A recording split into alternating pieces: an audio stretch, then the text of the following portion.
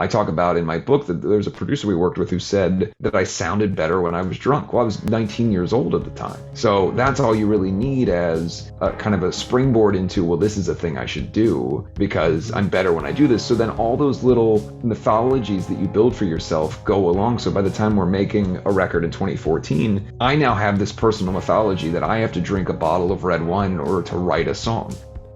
Holics.com, in partnership with Heart Support and the Global Recovery Initiatives Foundation, is proud to present High Notes, a podcast about addiction and recovery in the music industry. I'm your host, James Shotwell. My guest this episode is Mr. Andy Biersack, otherwise known as Andy Black, the founding member and lead vocalist for Black Veil Brides, one of the hottest alternative rock bands on the planet. Andy recently released a book, They Don't Need to Understand, that documents his life in music and his struggle with addiction. He's on the show today to talk more about that struggle and the lessons he's learned along the way. Andy's insights give us a first-hand look at what it's like to be the hottest new band in the music industry, and how the music industry's cultural norms can sometimes influence our behavior in destructive ways. But when we first connect over the phone, my first question for Andy is just how long he's been sober.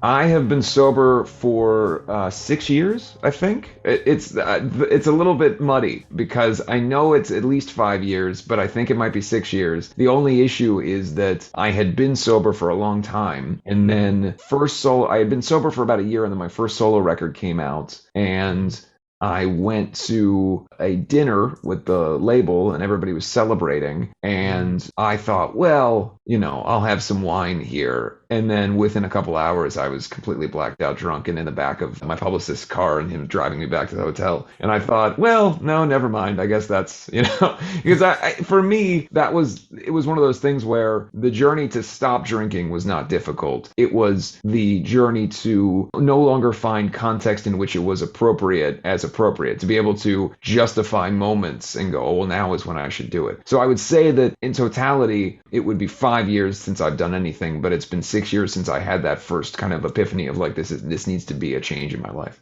I don't think he would agree with me, but I believe Andy Black is one of the few modern rock stars.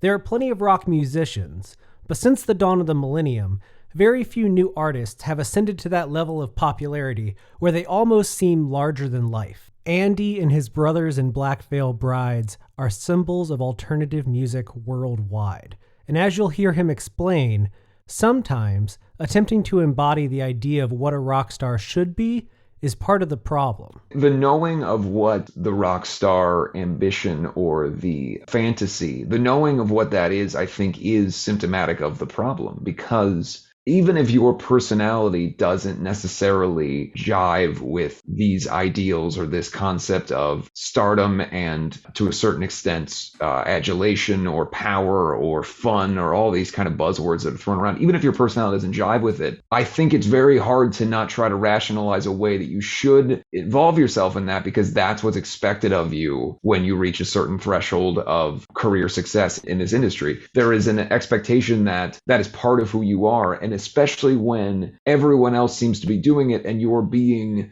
encouraged to do it. For me, I guess part of my biggest issue that I had at a young age was I didn't want to drink. I didn't want to have anything to do with that. For the first couple tours that we did, I didn't drink. And then over time, it's almost like it becomes this thing where you go, I'm supposed to do this, so why am I not doing it? And then you do it and then it fixes something, you think.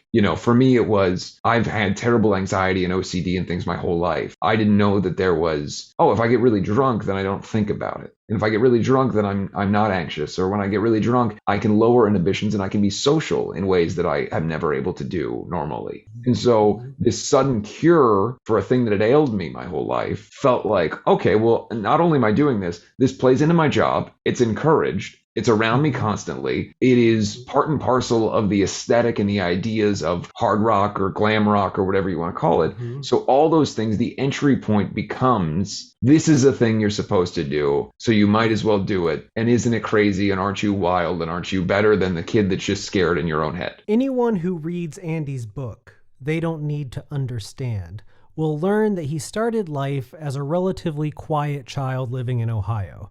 But at some point, as we now know, he became the person that we've all seen on posters and in music videos and everywhere else. I wanted to know, as it related to his addiction, when he found himself first partaking in drugs and alcohol. And while he doesn't have a clear memory of exactly when it began, I think he gets pretty close. Yeah, I mean, I wish that I could remember the first time that I entered into the world of being a drunk person all the time. I mean, I guess I don't wish that I could, but however, for context of this conversation, it might be helpful. I do remember one moment, and it might not have been the first one, but I remember being at a house party I used to live in an apartment that I describe in the book as, Jinx dubbed it the compound. And it was just this disgusting 1-bedroom apartment in Hollywood that somehow, despite the fact that we were at the bottom rung of the Hollywood band totem pole, became like a real hang spot for bands in the scene, and bands that were much more successful than ours. And they would come around, and with that would be drugs and alcohol and things that maybe weren't, in our sphere yet. And I remember having like a house party and somebody who was a pretty successful musician being there and drinking, it's like bottom shelf vodka, right? And that bottle's going around. And I had never had alcohol before. I had smoked weed as a kid and I freaked out and thought that I was dying. I had smoked cigarettes like a chimney, but I wasn't an avid trier of things. My fear of food and all the other things that I've had my whole life, where I'm very specific about what is me and what are the things I think about myself and what I do. So I had never tried it, despite having been at this point on a couple of regional tours and stuff. But I remember drinking some of the vodka and getting that first buzz, and it feeling like the buzz that I had gotten the first time I smoked a cigarette, where there was just this sudden rush of a chemical that wasn't already in my mind. There was a chemical that wasn't already in my body. There was something new entering the field of who I was and being like, holy shit. And then not really being drunk, but having that and then going, well, this is a thing that I should start doing because that was really fucking cool. So I'm going to keep trying that. And it really, it didn't get dark, or at least it didn't get perceivably dark for me until 2013, 2014, and especially 2015. But that was also due to I had physical injuries that I was masking with alcohol use and taking drugs for the pain. And that's when it got dark. At the beginning, I didn't realize, or at least it didn't feel like at the time, that there was anything other than just fun and having a good time. And then we started going on tour, and then that fun and having a good time gets a hell of a lot harder when you're fucked up all the time. And then you're dealing with the imbalance in terms of your central nervous system of constantly abusing yourself with alcohol and drugs or whatever else, and then having to bounce back the next day to try to work and perform and give a decent show. So the show became more difficult, life became more difficult, and then it becomes a self-fulfilling prophecy where you're drinking to try to mask the fact that you feel like it's just a bag of dicks every day going on stage. So the early part of us touring, it wasn't Motley Crue. We were playing in clubs to 100 people, and we had some hype around us, but the drinking was just this kind of pirate ship, all for one for all mentality. And we're getting drunk and having fun. It wasn't until, for me, that I started drinking alone that it became a dark situation. I think it's fairly easy to justify drinking when you're around people that you know, or even strangers. But when you find yourself drinking alone, especially if you've purposely isolated yourself from others, that's a clear sign that things aren't going well. Yeah, I mean, I'd gotten to the point where I wouldn't write a song. There was a lot. I mean, look, everybody can pass the buck and blame other people for their issues. Early on in my career, you have to understand, the band started when I was 16 years old.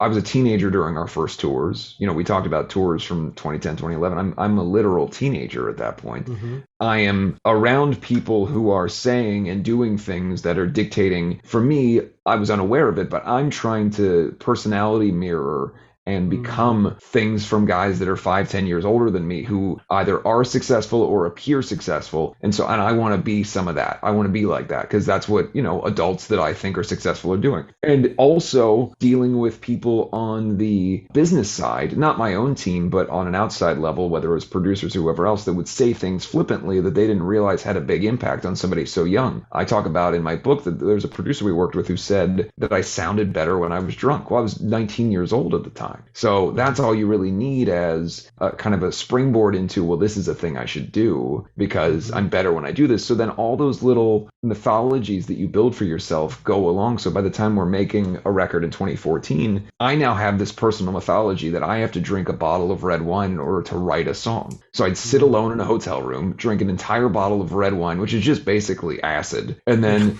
and by acid, I don't mean the drug. I mean like literal like bile acid. Fight passing out and sit at a hotel desk with a little pen and paper and try to write a song that made any sense. And that's a pretty depressing place to be. Andy is touching on a very common trap that addicts fall into. They have a moment of creative brilliance when they're using their substance of choice and then give in to the idea that they always need that substance in order to be creative.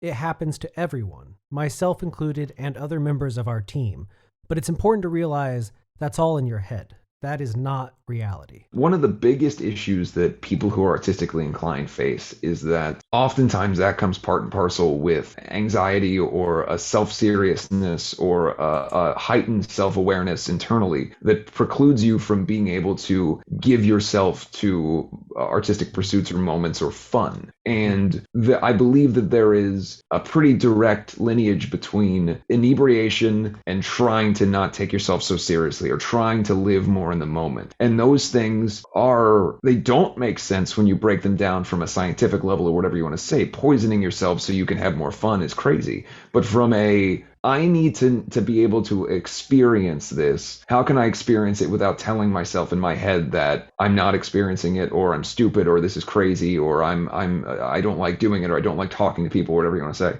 I think that direct link often rears its head with artists or people who are artistically inclined because it's so prevalent that people that love art or performance or to make things often live deep inside their heads and hearts as opposed to being more extroverted. There came a point while Black Veil Brides were working on their 2011 album, Set the World on Fire, that the band's branding and aesthetic began to change. All of a sudden, it seemed like they were becoming the next big Sunset Strip rock band, following in the steps of groups like Poison and Motley Crue by creating an alternate reality where they were this raucous party band who were the biggest thing on the planet that you absolutely had to see to believe.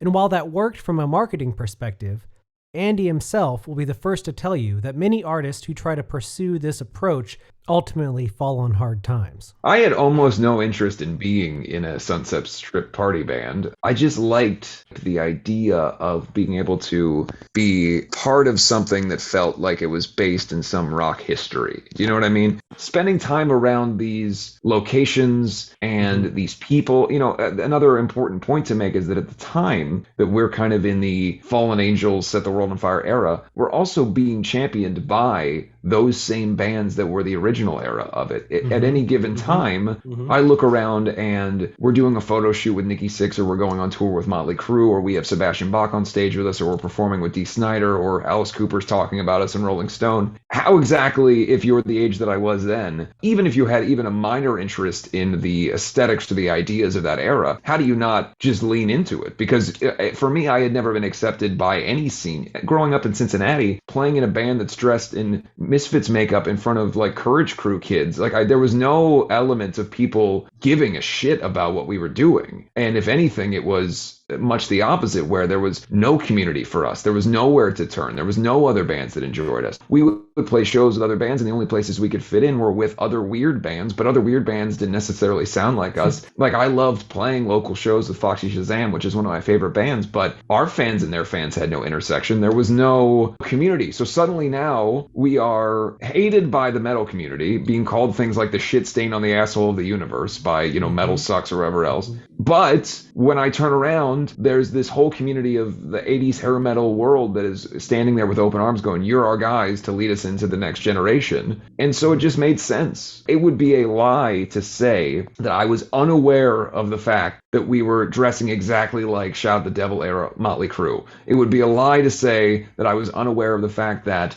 my stage banter, our interviews, the things I was saying, the way I was carrying myself, the fact that alcohol and drugs and everything played such a part into the presentation. If I was unaware of that, I would have been a fool. But the only thing I can say about that era is it was never as disingenuous as I think maybe some people perceived as far as my standing. I thought that the aesthetic and the ideas could be a great way to deliver messaging that was more based in what I felt. A song like Savior or songs like Fallen Angels, those are Legacy, those are ideas. They're not, come on, stripper girl, let's do this. What, you know what I mean? Like all those songs that are pejorative or derogatory or misogynistic or stupid, those songs to me meant nothing. But I thought, what if you could package the fun and craziness and actually say something? That was kind of the goal. The problem is that there's a huge reason why most of those bands had nothing to say. And that's because to inundate yourself with self-abuse, essentially, when it comes to alcohol, drugs, whatever else, it's very hard to then sit down and go, I'm going to say something real here. Because you're like, well, I'm basically just a cartoon at this point. And if you're a cartoon, nobody really cares about what Bugs Bunny has to say about relativity and time and all these other things. People want a cartoon. So here I am coming out with 7-foot hair and talking about fuck you, motherfucker, and screaming at people and getting into fights and swilling whiskey on stage. And then inside I'm going, I bet everyone's learning a lot from my genius today. You know what I mean? Like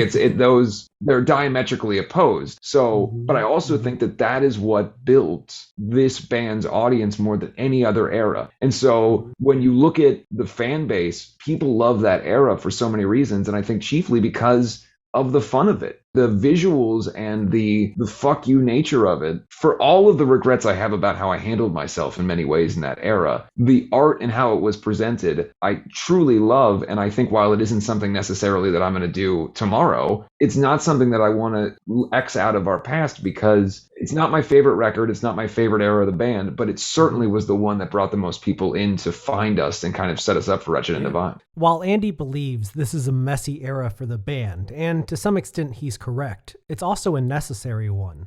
The Black Veil Brides of today wouldn't have become the group they are without this period in their career, as difficult as it was. Sure. I would argue that we certainly have material over the years that has been chiefly for, I talk about it in the book, the fourth record. Half the songs in the record, I have no idea what the fuck I was trying to say, but I was also completely fucked up all the time. So again, you're tying one arm behind your back and then trying to fight. It's just not going to work. One of the most pivotal moments in a person's recovery journey is when they confide in someone else about their feelings and their decision. I wanted to know, who was that person for Andy? Who did he talk to when he realized he needed to make a change? I would say that by the time I was stopping drinking, my association with the band was minimal on a social level. And then also, everyone's timeline is different for when they're going to stop. The first person in the band to sort of adopt a healthier lifestyle and to try to get out from underneath that boulder was Jake. Jake's mother passed away tragically, and he was in a position where he wanted to make something better of himself. He felt like he had gone down a darker path, and he was telling us about that and showing it by working out every day, eating healthy, changing his lifestyle greatly. I, at the same time, was dealing with chronic pain issues and on pain medications and being misdiagnosed by 10 different doctors across the country and drinking excessively to deal with that pain. And so I was not, while I understood and respected his pursuit, for me, I didn't reflect it in my own interest in myself. And it took me a little bit longer to figure out where I needed to be to get away from the anxiety and the pain and everything else that I was dealing with. So in that time, I was more isolated than any other time. I wasn't really, it's not to say that I was in a bad relationship with the guys in the band, but I was more on my own than really probably I even should have been. I was in my thoughts and not really expressing those things. And also, we were not in a place in the band at the time that we were really sharing with each other. You know what I mean? There wasn't really, whatever camaraderie was there was certainly something that maybe was on stage and then in fits and spurts in moments. But I mean, part of the thing that the change in dynamic now is the band as we are now, we talk about everything. Yesterday, sitting and working with the guys on something and talking about our lives and talking about good and bad stuff and fun things and what we're doing and what'd you do yesterday. And calling each other up and getting together just to shoot the shit and watch a movie or whatever it is. None of that stuff really existed for a long time with the band. And where we are now, I'd imagine that if I were going through that, they would be the first people I would tell, outside of obviously my wife or my family or whatever else. I don't think I could have imagined going, hey, you know who I'm going to tell about this? These guys, and it's not because there was like a great disinterest or dislike. It was just that wouldn't have even occurred to me because it wasn't the relationship that we had at the time. There's different motivating factors for everyone in terms of why you might want to make a positive change in your life, whether that's because of alcohol, drugs, being a shithead, whatever it is. Those things, the motivation to get to a place where you feel like you can make self-improvement is different for everybody. And so, I can't really understate how incredible it is that where we're at as a band now, everyone in the band is in such an incredible place in their life. Just like everybody's happy in different ways, and obviously that doesn't mean that wall to wall everything is great for everybody all the time in their life, but there is a general ease and happiness and excitement to do this in a way that didn't exist in the past. And for me, it's so exciting because when I first stopped drinking, I couldn't really be around it. So ultimately, for a myriad of other reasons, I was on a separate tour bus from the band once that happened. So we did tours, only one tour. We were kind of at a place where the band was about done, but at the time I was on my bus. I would go into the venue, play the show, go back to my bus, and that would be the only time really that I'd see anybody. And it's not to say that even anybody was doing anything crazy, but I just didn't want to be around anything other than what I could control, which was sitting in the back room, working out, eating my very specific diet, and watching Office reruns on my iPad. That was it. That was all I was doing on tour. When anyone in a band decides to make a major life change, be that getting married, having a child, or getting sober, it can change the dynamic of the group as a whole. But fortunately, in the case of Black Veil Brides, the evolution the members would undergo during this period in their career was absolutely what they needed to get ahead. Well, one of the cool things that happened for us was, and it was fairly early on in the kind of rebirth of the band. We were just in the studio every day, and we were getting so close. And with Lonnie in the band now, and just like there was just like a great kind of camaraderie that I felt for the first time that it was time to open up about those things. I mean, the band didn't even know about I have severe nerve damage in my back, and I had sustained those injuries and never did anything about it, and was going through extreme physical agony, was being, as I said, put on all different types of medications, some of which made sense, some of which absolutely didn't, some of which are now banned by the FDA subsequently, and they didn't even know that. And not because certainly wasn't their fault that they didn't know it, but because I had never shared that. So suddenly telling them, hey, 5 years ago, when it seemed like I was completely nuts, here's a little bit of context to that. All of us have been able to grow closer because we've been able to share those stories. As my time with Andy begins to wind down, I start to ask him about the present day. He's been clean for a while, but does he still have temptations? Do cravings creep up when he least expects them? And if so, how does he handle them? The last time I felt tempted was the last time I drank. Wow. Yeah, which was the record release party. I had drank, so I didn't, what happened was I didn't drink at all for a long time. I did my first ever sober tour was the 2015 Warped Tour. I had reached my absolute peak depression and I can't go on this way prior to that. Someone that I had just become close with who was working on our crew that we had only known for about 8 or 9 months, but one of those, again, fast friends, Chris Holly, passed away. And there was just this giant combination of I'm extremely depressed. This person who's my new friend just died tragically at a very young age. I am about to go on this Warped Tour. Things are crazy. What should I do? I need to fix myself. That, and that was the kind of I'm going to do this. So I went on that Warped Tour, didn't drink. It was my first tour eating a vegan diet. Lost a bunch of stupid, water weight, the kind of the skinny fat thing where I was a very thin guy who was retaining alcohol all over my body, and felt great. Didn't drink. We did American Satan, didn't drink. It was awesome.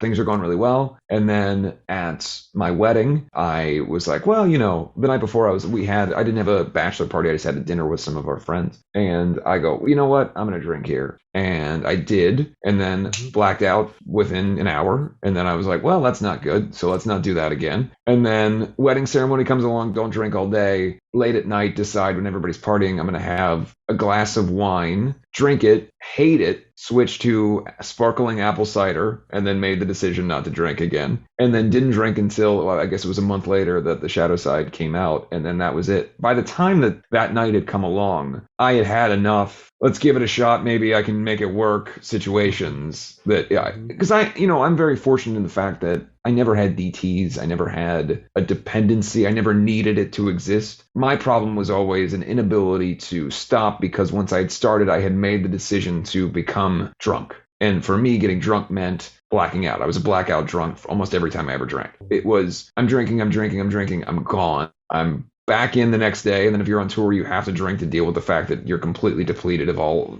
everything your body needs to work. So I never had DTs. I never had to deal with anything like that. I feel extremely fortunate for that situation. But what I did have was, as you said, the hang, the context. And that was the only thing, was once I was past the point of needing the hang or the context and being able to justify myself into a situation where, oh yeah, I should be drinking here. I remember laying in bed or like mid 2016 and going, and this is so stupid, but like everybody has like their fun drink, right? There's like the drink you drink to get drunk. And then there's like the, oh, let's go to lunch. And my thing was like, I loved margaritas at lunch, right? Yeah. And I remember laying in bed and thinking, oh man, I'm really going to miss like having margaritas at lunch. And then I just didn't. You know what I mean? And then it just never happened. I never had that moment where I missed it. And it just never really occurred. And to this day, I've not thought about it in a longing way. I've not thought about it in a tempting way. I don't give a shit about it. And because I didn't give a shit about it when I was young, part of the reason that I wrote the book and part of the parts of the book are finding a way to get back to the child version of myself that was interested in the things I was interested in as a kid. And I was able to replace the stupid things with the fun stuff, the comic book collecting and action figure collecting and sports nerdery and all that shit became so much more important and so much more fun than being out of my mind. As fun as his new hobbies are, not a day goes by when Andy is not reminded of his old life. I have a Seagram 7 logo tattooed on my arm. Big, huge. That's not a good whiskey. That is No, it's not.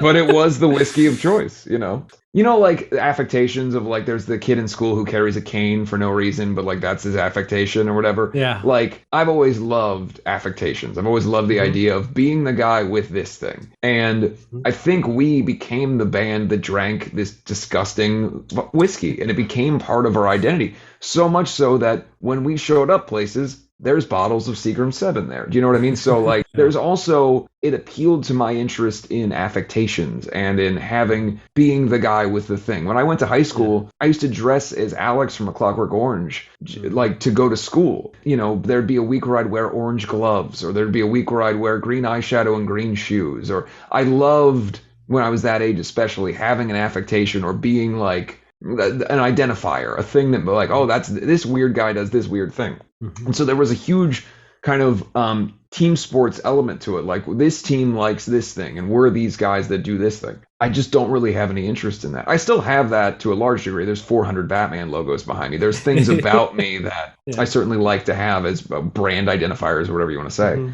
But they're genuine interests of mine. They're not affectations that are being done to try to put on airs. And the booze and all that stuff to me was always, for all the reasons that people accused me or the band or anything else of being posers in our early day, I would say there's no bigger pose than everything but the music. It was all the ancillary stuff. It was the pose was, I'm not a particularly cool person who has terrible social anxiety and is interested in things that maybe aren't necessarily seen as very cool. And yet here I am trying to present to you that I'm the coolest rock star in the world. That's a pose. While Black Veil Brides may have been associated with Seagram 7 in the past, Andy is known for so much more today.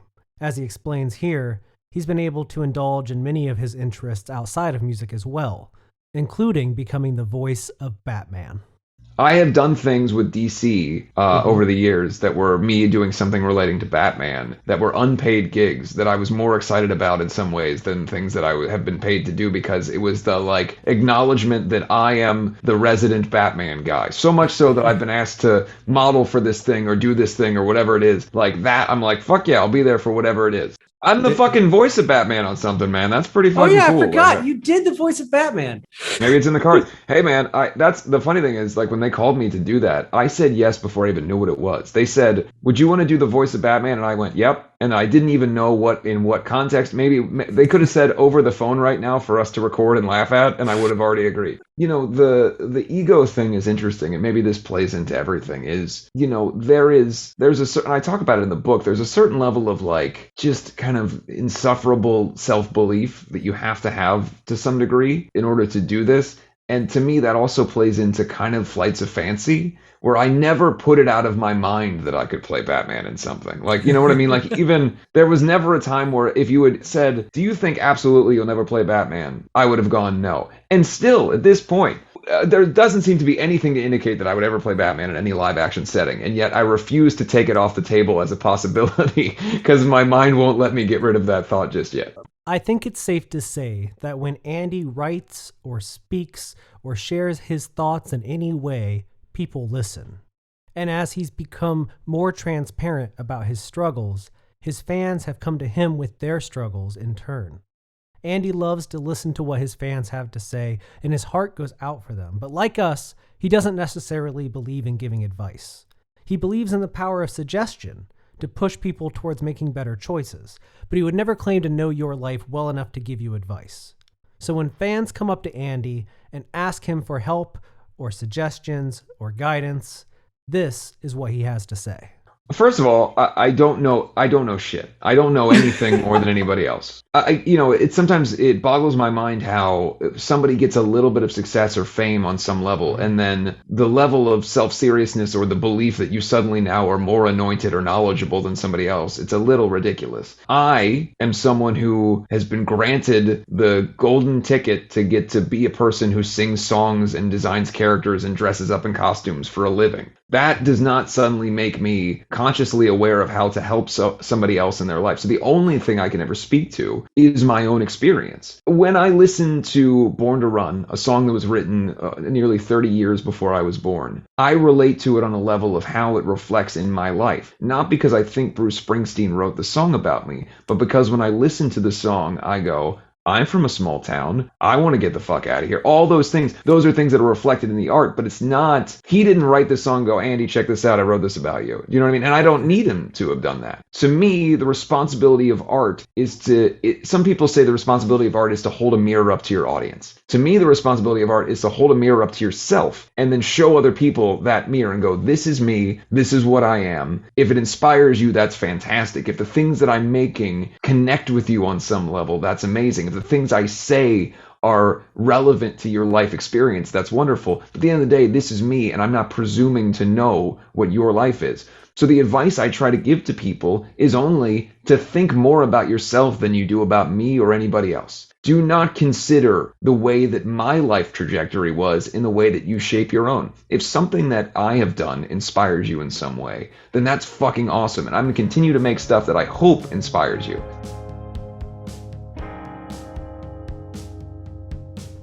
I don't care how you feel about Black Veil Brides or their music. I find it impossible to believe that anyone can hear the story and experiences and motivations that guide Andy Black's life and not like the man behind them. He is a textbook example of building the life you dream of and not letting things hold you back, especially when you recognize that they're bad for you. Andy has made tough decisions and seen the positive results of those choices, and I want the same for you. If you or someone you know is struggling, please get help. The High Notes team is here to support you, and we are happy to provide resources that point you towards the path to recovery. As always, I'm your host, James Shotwell. High Notes is a production of Holics.com. This episode was edited by Laura Haggard with additional marketing help from Liam Delmonico. Our theme song was written and recorded by the band You, Me, and Everyone We Know. Our logo was created by the great Nick Ferran. There's more High Notes on the way, so please stick around. But if this is your first time hearing the show, know that there are more than 3 seasons of material already available on your favorite podcast platform, as well as YouTube. You can also find High Notes on social media. Look up High Notes Pod. That's High Notes Pod. Again, we will be back very soon, but until then, I want to make a small request. No matter what you do in this life, please take care of yourself because you deserve it.